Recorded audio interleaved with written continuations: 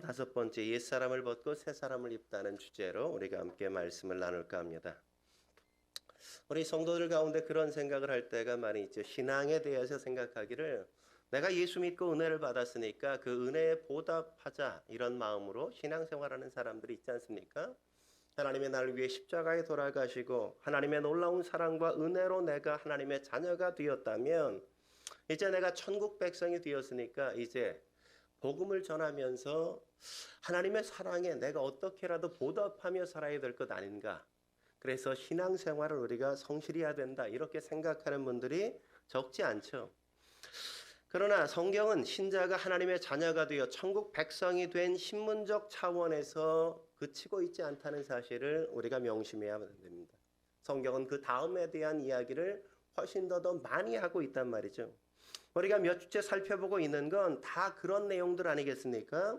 바울은 신자를 전도나 봉사나 구제와 같은 어떤 사역적인 차원에서 소개하고 있지 않단 말이죠. 도리어 구원을 얻어서 하나님의 자녀가 되었지만 아직도 우리를 향한 하나님의 계획은 놀랍게 많이 남아있을 뿐만 아니라 우리가 아직 다 얻지 못하고 그래서 누리지 못하는 삶이 너무나도 많다는 사실에 대해서 언급하고 있다는 사실을 우리가 주지해야만 한단 말이죠. 그래서 제가 이 부분을 오랜 시간을 걸쳐서 함께 이야기하고 나누는 겁니다. 그렇다면 오늘 본문에서 우리가 보는 것처럼 우리가 옛사람을 벗고 새사람을 입어야 한다면 어떻게 그것을 알 수 있을까요?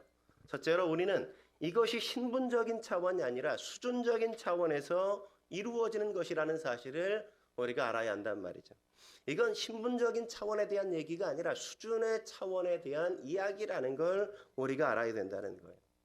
구원이라는 건 신분적인 차원에서는 예수님을 믿는 것으로 끝이 난단 말이죠. 더 고급한 신분이 되어지는 건 있지 않아요. 누구나 다 하나님의 사랑과 그 무엇과도 비교할 수 없는 고귀한 하나님의 자녀라는 이름을 우리 모두가 다 얻게 되었단 말이죠. 천사도 흠모하는, 아니 천사보다 더 높은 하나님의 자녀로 우리가 되었단 말이에요. 성화가 많이 된 사람도 그럴 뿐만 아니라 성화가 덜 된 사람 역시도 다 마찬가지로 하나님의 자녀라는 것에선 변함이 없단 말이죠. 거기엔 별 차이가 없는 거예요. 계급도 없는 겁니다. 그러나 그가 어떤 수준이냐 하는 데에선 확연하게 차이가 난다는 사실을 우리가 놓치면 안 된단 말이죠. 성경은 우리에게 말하기를 우리가 하나님의 자녀가 되었다면 우리가 하나님의 자녀다운 삶을 살아가기 위하여 그 수준에 이르기 위하여 성실하게 부단히 힘쓰고 애쓰고 게으르지 말고 노력해야 된다는 사실을 우리 앞에 언급하고 있단 말이죠. 왜 이런 얘기를 제가 하는 겁니까? 신앙생활이 지나치게 종교화되어 있지 내용적으로 어떻게 내가 얼마나 성숙해야 하는가에 대하여는 우리가 지나치게 무관심하고 무지해 있단 말이죠. 기도를 많이 해야 되고 전도를 많이 해야 되고 봉사를 많이 해야 되는 이런 것들은 신자가 마땅히 해야 되는 일로서 존재하지 내가 그걸 할 수준에 이르러서 그 모든 것들을 하게 되었다는 것으로 꽃 피우고 열매 맺지 않기 때문에 문제란 말이죠. 사과나무가 심은 지 몇 년 만에 열매를 맺어요? 분명한 건 뭐예요? 그 해엔 열매를 맺지 않죠. 채소 같은 경우는 그 해에 심어서 그 해에 열매를 거두죠. 그러나 과실수는 그 해에 심었다고 그 해에 열매를 땁니까? 그렇지 않아요. 그럴 수가 없단 말이죠. 신자도 마찬가지예요. 어느 정도 하나님의 말씀을 먹고 진리가 우리의 몸에 배어서 신자다운 신자가 되면서 자라가야 어느 순간에 이르러 비로소 우리가 그때 전도도 하고 봉사도 하고 무언가 구제도 하고 하나님을 위하여 뭔가 할 수 있는 자리에 다다르는 것이죠. 그런데 우리는 열매란 나무가 자라서 맺는다는 것을 우리가 망각한 채 왜 열매가 안 맺히냐고 서로를 향해서 열매만을 기대할 때가 너무나도 많다 보니까 그러니까 서로가 열매를 시장에 가서 그냥 사과 사오고 배 사오고 감 사오고 그냥 그래서 달거나 모조 열매를 만들어서 그냥 내가 굉장히 열매를 많이 맺는 사람인 것처럼 그렇게 폼 잡을 때가 많은 이상한 모습의 신앙생활을 우리가 할 때가 많단 말이죠. 마태복음 7장 22절에 보면 뭐라고 이야기합니까? 예수님이 이런 말씀하시지 않습니까? 그날에 많은 사람들이 예수님 앞에 나와서 뭐라 그런다고요? 주여 주여 주의 이름으로 내가 선지자 노릇하고 주의 이름으로 귀신을 쫓아내고 주의 이름으로 많은 능력을 행하지 아니하였나이까 이렇게 얘기하는데 그때 예수님이 뭐라고 말씀하세요? 내가 너희를 도무지 알지 못한다 이렇게 얘기하신다고요. 내가 너희를 도무지 알지 못한다. 여러분 생각해 보십시오. 여기에 있는 열매가 주의 이름으로 선지자 노릇하고 귀신을 쫓아내고 권능을 행한 거잖아요. 이게 기독교적인 열매 아닙니까? 근데 왜 기독교적인 열매를 이렇게 맺어놨는데 열매가 드러났는데 왜 예수님은 내가 전혀 모른다고 그렇게 얘기할까요? 왜냐하면 그들이 열매 맺는 사람으로 커서 그 열매를 맺은 게 아니라 나무는 그 나무가 아닌데 열매만 여기저기서 사다가 모아서 그냥 주렁주렁 달아놨기 때문에 예수님께서 그렇게 이야기한단 말이죠. 어쩌면 오늘날 성도들의 가장 큰 문제는 여기에 있는지도 몰라요.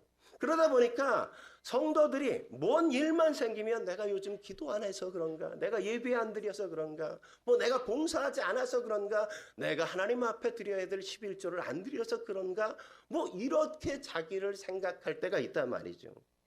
우리가 점검해야 될 건 그런 측면이 아니라 내가 왜 하나님 앞에 이렇게 오래도록 살았는데 예배를 이렇게 오래도록 드렸는데 내가 왜 어려움이 닥쳐오면 자연스레 기도가 안 나오는가? 왜 하나님에 대한 말씀에 대한 목마름이 내 안에 있지 않은가? 내가 왜 하나님에 대하여 마땅히 드릴 이 11조에 대하여 드리지 못하면서도 어떤 죄책감도 느끼지 않고 내가 너무나도 당연한 듯 이렇게 살아가는 이유가 어디에 있는가? 이렇게 우리가 점검을 해야 되는 거죠. 제가 지적하는 건 우린 열매만 알았지 열매를 맺는 나무에 대해서 우리가 잘 알지 못하는 게 아닌가 하는 걸 지적하는 거란 말이죠.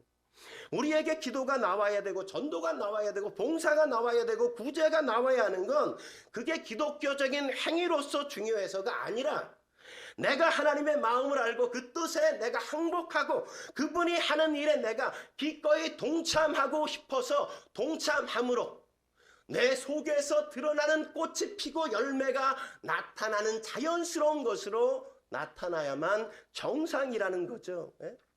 여러분 목욕탕에다가 여러분이 물을 받을 때 있잖아요. 물을 받을 때 물을 쭉 받으면서 어떻게 해요?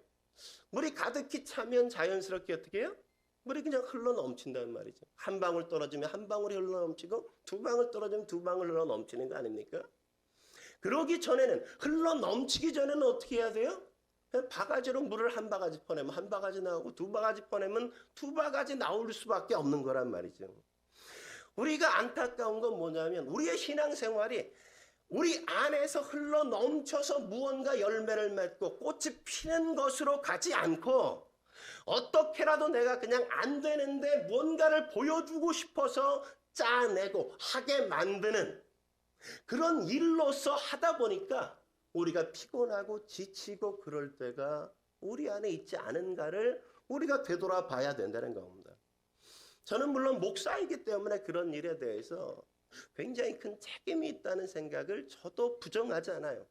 그러나 저만의 책임이 아니라 모든 성도들이 나의 신앙에 대한 그 자라감, 성숙에 대한 기대와 열심으로 내 수준이 이 자리에서 이렇게 높은 수준으로 가기 위한 부단한 애씀과 노력이 필요하다는 사실을 의식해야만 된다는 사실도 여러분이 놓치면 안 된단 말이죠. 나무가 자라려면 거름을 주고 물을 주고 기다려야 된다고요. 하루아침에 자라지 않잖아요.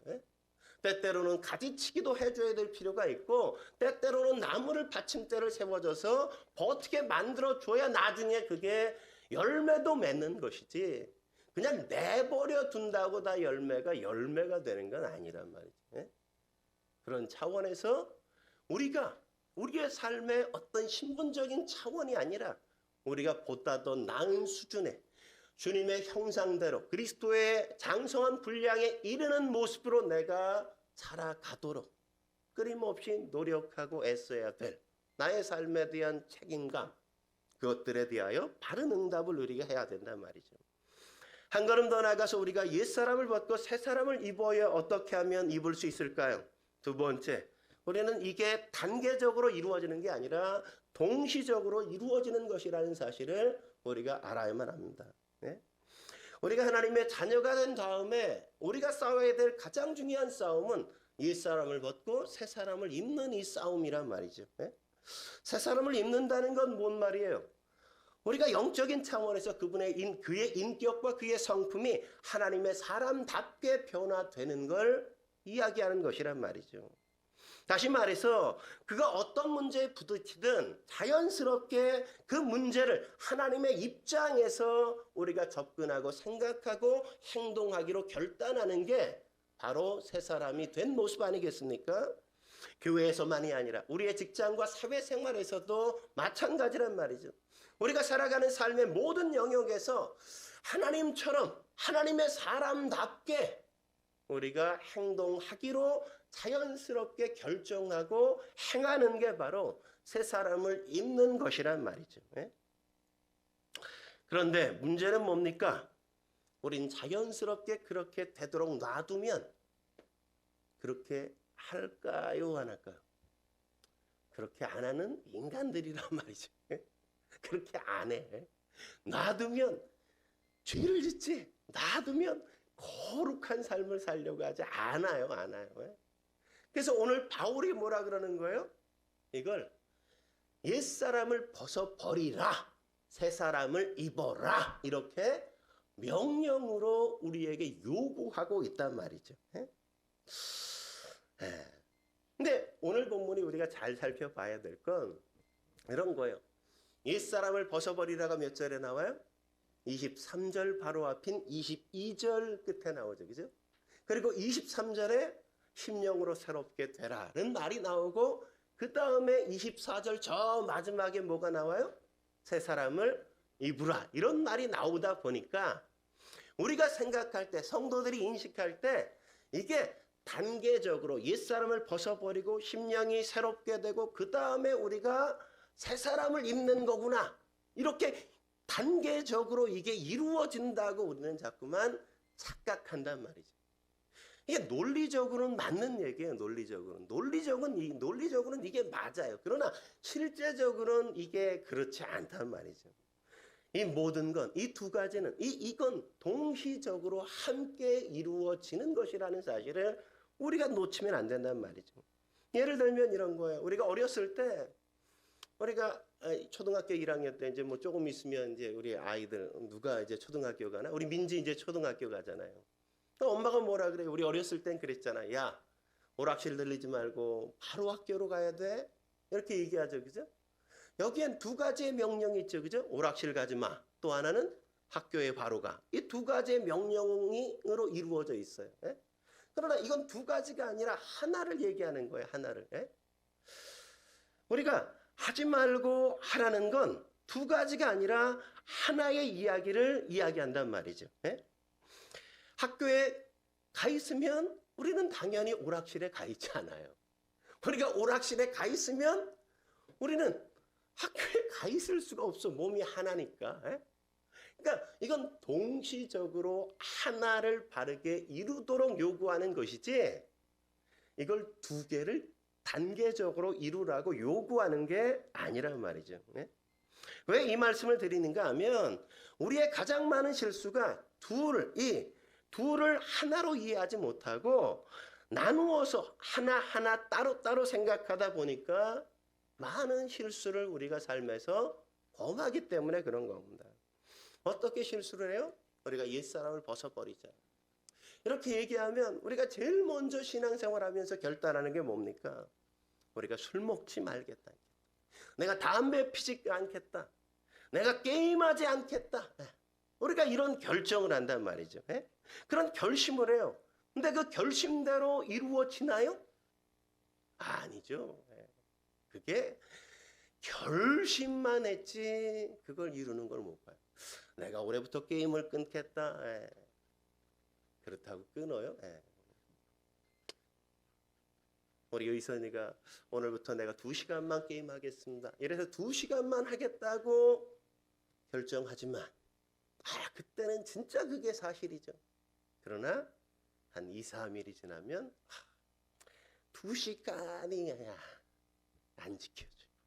네? 그걸 반드시 넘어갈 수밖에 없다. 넘어갈 수밖에 없어. 여러분, 화투 치는 사람 우리가 잘 알잖아요. 네? 내가 다시 화투를 치면 내가 이 강아지 자식이다. 네? 이렇게 말하는 분들은 화투를 안 칠까요? 아니에요. 그 사람은 꼭 강아지 자식이 되고야 만다고요. 네? 놈 팔고 소 팔고 그죠? 그렇게 다 날리고도 자기의 손목을 갖다 내놓고도 또다시 그 짓을 하는 게 우리의 모습이라고요. 안 하려고 해서 안 되는 게 결코 아니란 말이죠.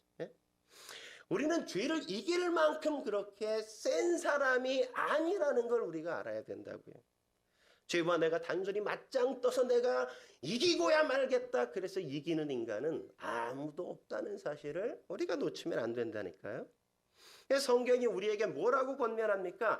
죄를 짓지 않으려면 죄와 반대되는 일을 해야 된다 이렇게 요구한단 말이죠. 여러분, 교회에 나오는 게 왜 중요한지 여러분 아십니까? 나와 있는 시간만큼 여러분은 죄와 동떨어져 있을 수 있기 때문이란 말이죠. 새벽 기도가 됐건 그게 주일이건 금요 심야 기도회건 여러분들이 교회에 나와 있는 시간만큼 여러분들은 죄된 일에서 여러분을 구별하여 여러분이 삶을 살아갈 수가 있단 말이에요. 여러분이 그 시간에 교회에 나오지 않고 다른 곳에 있다고 해서 여러분이 무슨 선한 일을 그렇게 추구하겠어요? 뭐 의미 있는 걸 그렇게 하겠습니까? 그런 적이 정말 간혹 있을 수 있지만 정말 간혹 진짜 어쩌다 한번 있을 수 있지만 대부분은 결코 의미 있거나 가치 있는 일에 시간을 들이지 않아요. 오늘은 제가 피곤해서요 라고 이야기해서 안 나오지만 그 시간에 그래서 의미 있게 편안한 쉼을 취한다? 웃기고 있어요. 그죠? 그 시간에 뭐예요? 게임하고 드라마 보고 딴짓하다가 다음 날도 오전 내내 자버리고 그죠? 뭐 의미 있게 시간을 보내는 게 아니라 그 시간을 별로 그게 우리란 말이죠. 그게 우리. 더 적절한 예를 들어볼까요? 여러분이 회사나 학교를 안 갈 때와 갈 때 어느 때 여러분이 돈을 많이 쓸까요? 회사에 갈 때 돈을 많이 써요? 회사 안 갈 때 돈을 많이 써요? 안 갈 때 우리는 더 많이 쓴다고. 우리 진선이가 뭐 요번 주부터 계속 휴가라는데 뭐 다음 주에 또 뭐 부산에 휴가라고 또 애들 데리고 놀러 가겠다고. 언제 돈을 많이 써요? 놀 때 많이 써요. 여러분, 우리가 회사나 학교에 가게 되면 그 시간만큼 돈을 쓸 수 없는 시간이 되고 다른 짓을 할 수 없는 시간이 된단 말이에요. 그것만큼 유익인 게 어디에 있어요? 회사에서 여러분에게 8시간, 12시간 잔업을 시켜서 일을 시키면 우리는 그 시간은 꼼짝 못하고 그 일에 매여서 나쁜 짓, 엉뚱한 짓, 쓸데없는데 시간을 낭비하잖아요. 그러면서 꼬박꼬박 월급은 더 들어오죠. 그게 어쩌면 어느 차원에선 그게 더 내게 유익할 수도 있다니까요. 어쩌면 우리 가운데 그렇게 노동을 하도록 요구하신 이유가 거기에 있을지도 모르겠다 이런 생각까지 들 정도예요. 근데 여러분이 만약 놀아보세요. 시간당 몇천 원, 몇만 원, 뭐 깨지는 건 뭐 그냥 뭐 예사일로 그냥 팍팍 돈이 깨지지 않습니까? 모두가 다 돈을 필요로 하고 돈을 들여서 그 시간을 메운다고 해도 때때로는 그 삶이 번태롭기까지 할 때가 우리의 삶 속에 많잖아요. 더 큰 모험을 위해 점점 내가 감당할 수 없는 그 어떤 쾌락을 향해 내가 나를 몰아넣을 때가 적지 않지 않습니까? 그래서 성경은 말하기를 옛사람을 벗는 것 새사람을 입기 위해서라고 이야기하고 있다는 사실을 우리가 놓치면 안 돼요. 옛사람을 벗는 건 새사람을 입기 위해서라고요. 진선이가 띄워야 되는데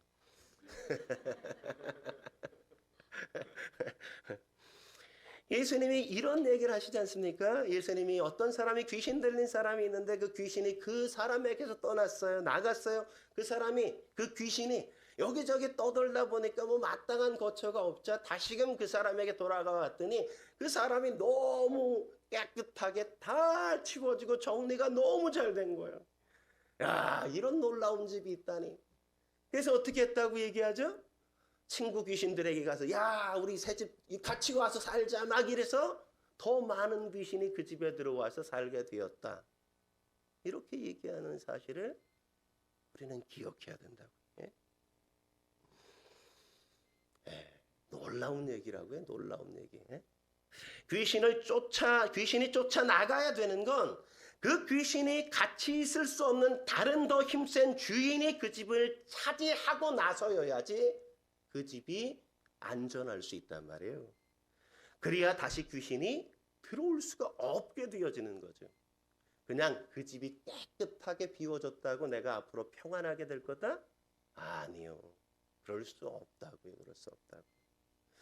우린 보통 어떤 결심을 할 때, 새 결심을 할 때나 어떤 은혜를 받고 결심을 할 때 뭐라고 결심합니까? 내가 담배를 끊겠다. 내가 술을 끊겠다. 뭐 우리는 그렇게 정하는데 그렇게 정하지 마시라고요. 그렇게 정하는 게 아니라 어떻게 정해요? 담배를 끊겠다가 아니라 내가 주일학교 교사를 하겠다 이렇게 정하란 말이에요. 옛사람을 벗겠다는 쪽이 아니라 새 사람을 입겠다는 쪽으로 결심을 하고 결정을 해야 된다고요. 내가 주일학교 교사를 시작하려면 토요일 저녁부터 담배를 피우면 안 되잖아요. 간혹 내가 주일 아침에 담배를 혹 폈더라도 어떻게라도 이 입냄새를 제거하기 위해서 뭐 껌이라도 씹고 오고 어떻게 방향제라도 뭐 뿌리고 오고 그래야 되는 그 불편함을 내가 겪고 넘어가야 된단 말이죠. 네? 그렇게 하다 보면 자연스레 내 삶 속에 내가 담배를 피지 않는 시간이 내 삶 속에 자리 잡을 수 있게 된다니까요. 내가 술 먹지 말아야지, 술 끊어야지 이런 것보다 내가 금요기도에 찬양팀 해야지, 금요기도에 나가야지 이렇게 마음을 먹으면 불금, 회식 자리, 술자리 내가 사람들이 가자는 거에 대해서 나는 오늘 교회 가야 돼요. 내가 선약이 있어서 안 된다 라고 이야기할 거리가 생겼잖아요. 네? 내가 훨씬 더 나은 이유를 통해서 그 일을 하게 된다니까요. 내가 올해부터 새 예배 시간에 내가 늦지 않겠다 이렇게 정하지 마시고 내가 주일날 그러면 차편이 없으신 분들 내가 차량 운행을 해야 되겠다 이렇게 마음을 먹으면 주일날 시간을 보면서 5분만 이러고 늦잠 자지 않고 내가 일찍 와서 오늘 제가 누구 모시러 갔다 올까요? 이렇게 묻고 그 선한 일을 행할 수 있게 된다니까요. 네? 그렇게 우리가 의미 있게 살아야 된단 말이죠. 우리가 신앙생활을 적극적으로 하나님 앞으로 새 사람을 입는 것으로 시도하지 않으면 옛사람을 벗는 것이 불가능하다는 사실을 우리가 놓치면 안 되는 겁니다. 한 번 실패하면 이건 훨씬 더 나쁘게 돼서 회복하기가 정말 어렵다니까요. 하나님은 여러분을 옛사람을 벗는 것으로 그렇게 가난하게 부르신 게 아니라는 걸 기억해야 돼요. 제가 여러 번 인용했죠. 갈라디아서 5장 16절 17절 같이 한번 읽어볼까요? 16절 17절 같이 읽겠습니다. 시작. 내가 이르노니 너희는 성령을 따라 행하라. 그리하면 육체의 욕심을 이루지 아니하리라. 육체의 욕심을 소욕은 성령을 거스리고 성령은 육체를 거스리나니 이 둘이 서로 대적함으로 너희가 원하는 것을 하지 못하게 하려 함이니라. 육체의 열매를 맺지 않으려면 어떻게 하라고요? 성령을 쫓아 행하면 된다고요. 내가 성령을 쫓는 그 순간만큼은 내가 육체의 일을 행할 수 없게 된다니까요. 근데 내가 육체의 일을 행하면 그 순간에는 내가 성령을 쫓아 행할 수 없는 게 진리라고요. 진리라고요. 그러니까 여러분이 옛사람을 벗어버리고 싶다면 새 사람을 입으려고 해야만 옛사람을 벗어버리는 것이지, 새 사람을 입지 않고는 옛사람만 벗어버리겠다고만 해서는 결코 옛사람을 벗을 수가 없다고요. 우리가 육체의 일을 하지 않으려면 갈라디아서 5장 19절에서 21절에 있는 것처럼 음행, 더러운 것, 호색, 우상숭배, 주술, 원수 맺는 것, 분쟁 시기, 분노, 이런 것들을 하지 않으려면, 이런 것들을 내가 안 해야 되겠다 이래서 안 할 수 있는 게 아니라 우리가 성령의 열매를 맺기 위하여 22절, 23절에 있는 것을 하려고 노력해야 된다고요. 어떤 거? 사랑하려고, 실학 맺으려고, 화평하려고, 오래 참으려고, 자비하려고, 양선하려고, 온유하려고, 절제하려고 하면 우리가 이 앞에 있는 것들을 안 하게 된다니까요. 네? 우리가 늘 근데 우리가 꼭 뭐라 그래요? 내가 이런 건 안 해야 되겠다. 늘 결심을 꼭 그렇게만 해. 그러다 보니까 늘 실패하죠. 그죠? 속고 있는 거라고요. 그렇게 하면 안 된다고요. 하지 않으려고 하지 말고 무언가를 하려고 노력해야 된다. 뭘 하려고? 예? 위에 언급한 그 어떤 것들. 예? 저 같은 경우는 이 가운데 올해 저는 사랑하려고 노력하고 있어요. 예?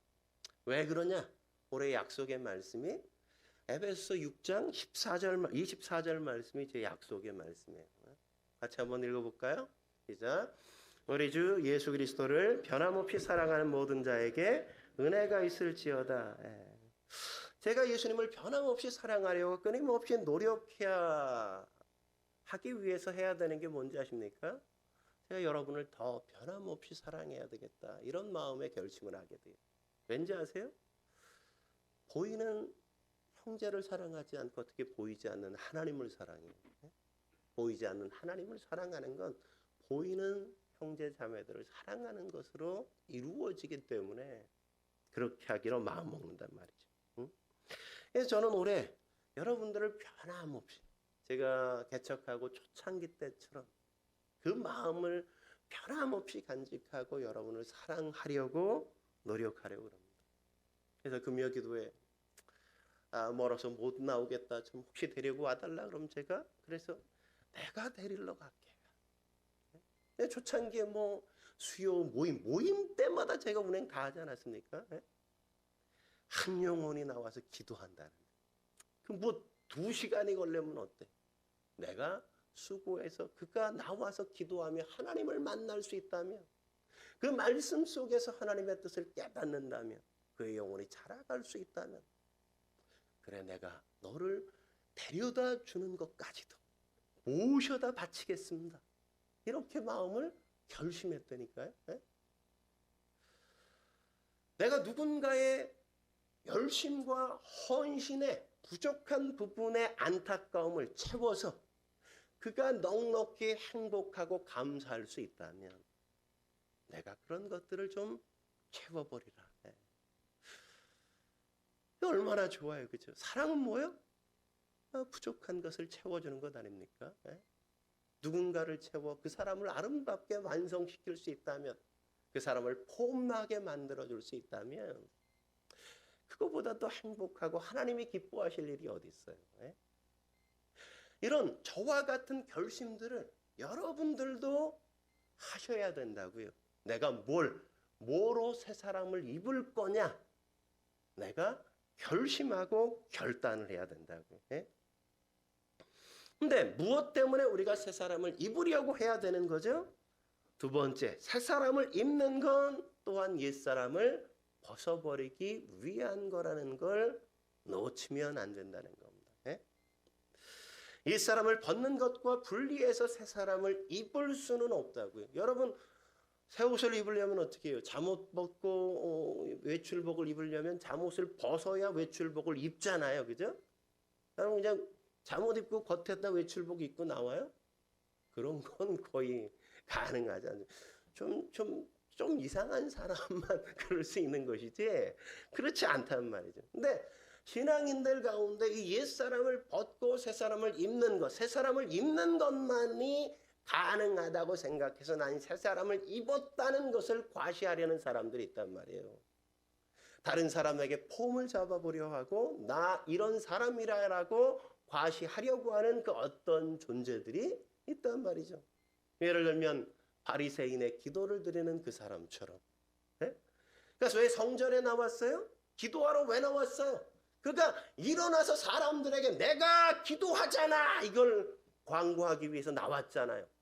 그래서 성전의 중앙에 딱 서가지고 그냥 하늘을 향해 고개를 들고 그냥 소리를 지르지 않습니까? 나는 일주일에 2번 금식하죠 이러면서 나는 소득의 11조를 다 드렸어요 이러면서 지금 하나님이 몰라요? 왜 그 짓 해요? 알아달라 이거죠. 나 새 옷 입었어. 나 이런 사람이야. 이런 걸 과시하기 위해서 그런다고요. 그럼 마땅히 당연한 일인데 그걸 가지고 뭘 그렇게 폼을 잡고 생색을 내고 그러는 거로 하는지. 그것만 해서 내가 새로운 존재인 것처럼 자기를 꾸미려는 그 이상한 사람들. 그런 모습들을 하는데 그럴 수는 없는 거란 말이죠.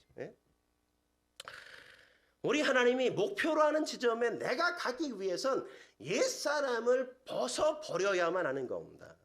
오늘 나를 쳐서 복종시켜야 된다고요. 나를 부인해야 된다고요. 옛사람을. 그걸 위해서 뭐가 있어요? 오늘 내가 달려갈 길을 주님이 내게 주신 것이고 내가 가야 될 사명을 내게 주셨다는 사실을 우리가 놓치면 안 된다는 거예요. 그래야만 우리가 온전히 새 사람으로 하나님의 자녀다운 인생으로 온전히 하나님의 사람답게 살아갈 수 있게 된다는 겁니다. 그래서 가장 근본적이고 핵심적인 훈련은 어떤 거냐면 내가 살면서 만나는 내가 당하는 모든 환경과 어떤 사건 속에서 하나님이 내게 뭘 원하시고 하나님이 이것 속에서 내가 어떻게 하기를 원하시는가 그것을 늘 묻는 거란 말이에요. 내 욕심과 내 판단이 아니라 내 욕망대로가 아니라 하나님이 이 일을 통해서 뭘 기대하실까? 이 문제 안에서 내가 어떤 일을 선택하기를 기대하시나? 그것을 늘 선택하기를 기대하는 거라니까요. 하나님이 원하시는 일이라면 어떤 일이든 하려고 하는 삶의 태도를 갖는 거예요. 내가 죽으면 죽으리라 이 다짐을 하고 예수님처럼 죽기까지 복종하는 자리까지 내가 나가겠다는 결단을 하는 것이라고요. 하나님을 기쁘시게 할 수만 있다면 나는 언제나 그 일 앞에 나를 복종시켜 살겠다. 이게 바로 옛사람을 버리고 새사람을 입은 사람의 모습이라니까요. 베드로도 그렇게 주님께서 말씀하지 않습니까? 마지막 주님께서 베드로에게 주신 말씀이 요한복음 21장 18절에 나오잖아요. 같이 한번 읽어보죠. 18절 같이 읽겠습니다. 시작. 내가 진실로 진실로 내게 이르노니 내가 젊어서는 스스로 띠띠고 원하는 곳으로 다녔거니와 늙어서는 내 팔을 벌리리니 남이 내게 띠띠우고 원하지 아니하는 곳으로 데려가리라. 그래서 대조를 이루겠죠. 젊어서는 그리고 늙어서는 이렇게 그죠? 젊어서는 어떻게 살았어요? 내 마음대로 살았어. 내 뜻대로 내가 원하는 대로 내 욕망에 성실하게 내 욕망에 아주 충실한 그런 인생을 살았어요. 근데 늙어서 성숙해서 새 사람을 입어서 옛 사람을 벗고 새 사람을 입자 어떻게 되었다고요? 내가 원하는 대로가 아니라 남이 나의 인생을 이끌고 다니고 그들의 삶의 필요에 나를 반응하게 만들고 하나님이 원하시는 자리에 내가 기꺼이 가서 쓰임받도록 나를 그렇게 쓰도록 허용하고 살아가는 삶이 바로 베드로의 삶이라고 주님께서 말씀하시죠. 우리가 서야 될 자리는 이 자리라는 걸 놓치면 안 됩니다. 이렇게 하나님의 뜻에 복종하는 훈련을 통해 우리의 고집과 우리의 생각에 죄악된 것을 벗고 하나님이 원하시는 의와 진리의 거룩함을 입어가 새 사람으로 지어져 가는 삶을 살아가야 된다고. 그러나 그럼에도 불구하고 우리는 아마 제가 예언컨대 여러분은 많이 반항할 것이고 여전히 핑계를 대고 회피할 것이고 여전히 여러분들은 자신의 생각대로 고집을 피우며 살 겁니다. 그죠? 분명해요, 분명해요. 그래서 수없이 많은 시행착오를 겪고 그래서 아픔도 경험하고 좌절도 경험하고 절망도 하게 되는 시간이 여러분의 삶 속엔 아직도 넉넉히 남아있다는 것 저는 잘 알아요. 그러나 분명하게 내가 확신하는 건 뭔지 아십니까? 그럼에도 불구하고 하나님은 여러분들을 승리자가 되게 만드실 거예요. 왜냐하면 하나님께서 여러분을 부르신 이유가 그렇게 하나님의 자녀의 신분을 주시기 위한 게 아니라 여러분을 정말 하나님의 자녀다운 존재로 세우시고자 하시는 열심 때문이기 때문입니다. 여러분 우리가 나중에 우리는 소망하잖아요. 천국에 간다. 천국은 어떤 곳이라고요? 황금길이 있는 거. 천국은 어떤 곳이라고 얘기합니까? 상함도 없고 해함도 없고 다시는 눈물도 없고 고통도 없고 다시는 죽음도 애통하는 것도 없는 곳이라고 이야기하죠. 그래서 모든 사람이 그곳에 가는 걸 소망하죠. 그러나 그것이 우리의 상급으로 우리가 가야 될 땅으로만 존재하지 않는다고요. 그것이 그렇게 아름답고 멋지게 묘사되어 있는 이유는 그 천국에 그런 놀라운 곳에 내가 합당한 존재로 나를 그렇게 변화시켜 가실 것이라는 하나님의 거룩한 열심과 하나님의 의지가 그 속에 담겨 있는 것이라는 걸 우리는 놓치면 안 되는 겁니다. 나는 이 모습 이대로 천국에 가면 못 살아. 천국을 어떻게 만들려고, 그죠? 큰일 나, 이렇게 가면. 다리 몽둥이를 분지러 나서라도, 여러분의 팔을 그냥 꺾어서라도 하나님의 사람답게 천국의 시민의 어떤 그 자태와 아름다움을 갖출 수 있도록 이 땅에서 여러분을 훈련시키시고 빚어가시고 여러분을 자라게 만드시고 여러분을 완성시켜 가실 겁니다. 여러분이 그렇게 하나님의 사랑의 대상이라는 사실을 여러분이 아시고 하나님이 여러분을 훈련시키는 그 삶의 자리에서 넉넉히 기쁘게 즐거이 하나님의 훈련을 받아들이기로 작정하시고 제발 좀 끌려 좀 다니지 마시고 좀 한번 좀 그냥 좀 맡겨볼 수 없습니까? 정말.